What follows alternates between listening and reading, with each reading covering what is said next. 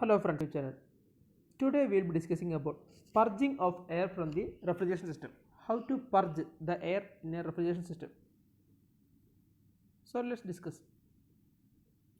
When there is a steady increase in high pressure gauge reading, which gives indication that air is present in the system. So when there is a steady increase in the pressure gauge reading, that is an indication of air in the system. So effective area of condenser available for condenser refrigerant will be reduced due to this accumulation of air. So the effective area of condenser available for condenser refrigerant will be reduced due to accumulation of air. Okay.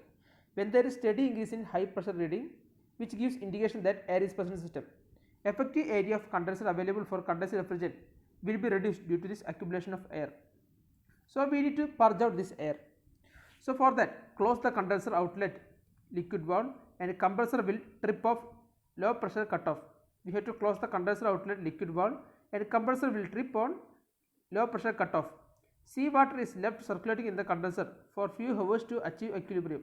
Seawater is left circulating in condenser for a few hours to achieve equilibrium. Now we have to note that high pressure gauge reading.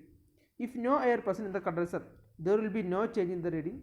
If air is present, then reading will be higher than the previous one. Okay. So we need to purge the air out. Close the condenser outlet valve and compressor will trip on low pressure cutoff. Seawater is left circulating in the condenser for a few hours to achieve the equilibrium. So we have to note the high pressure gauge reading. If no air is present in the condenser, there will be no change in the reading. If the air is present then the reading will be higher than the previous one. So refrigerant will condense and collect in the receiver, but air stratifies and collect on the top of refrigerant liquid. Now we have to crack open the venticock to purge out air from the system. So refrigerant will condense and collect in the receiver, but air stratifies and collects on the top of refrigerant liquid. So we have to crack open the venticock to purge out air from the system. Okay, refrigerant will condense and collect in the receiver, but air stratifies and collects on the top of refrigerant liquid. But now crack open the venticock to purge out air from the system. Thank you. This is how we do purging in a refrigeration system.